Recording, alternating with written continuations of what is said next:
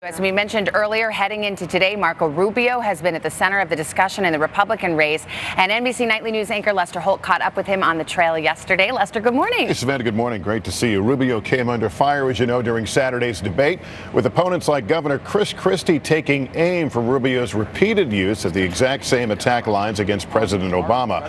Rubio defended his comments as we talked over a cup of coffee at a local diner.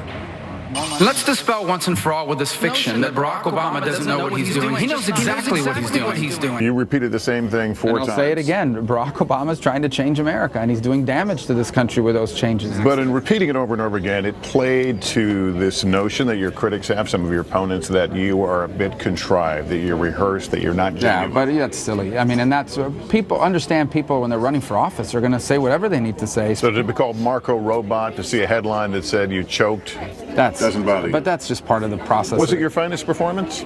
We did excellent. Let me tell you, we on our website, we raised more money in the first hour of that debate than all the other debates. It's Governor Christie, I think, has made the point. Let's not make the mistake that we made 8 years ago of electing a first-term senator. Obviously making the comparison to you and President Obama. What do you and President Obama have in common in terms of what you represent? First, I have very different experiences than he does. I served for 9 years in the state legislature of the third largest state in the country. I was the Speaker of the Florida House in Florida, and we had real achievements in our time there. And in the Senate, I've had real achievements. Is your youth an advantage or a disadvantage? But I embrace it. It's who I am.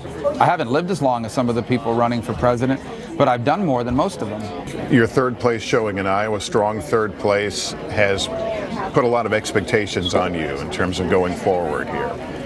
What does that mean in terms of what happens in New Hampshire? This is a very unusual election. I think it would be a mistake to judge this election by any of the metrics of past elections. We've never had 6 or 7 well-funded, credible candidates running for president on the Republican side at the same time.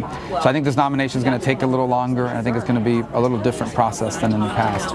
We're going to do well here, guys. Good to see you guys. Good luck. Thank you so much. But he is looking a bit past the primaries, and Rubio says he would beat the Democratic nominee, whether it be Hillary Clinton or Bernie Sanders. But Savannah, he is certainly owning the repetition of those attack lines against President Obama.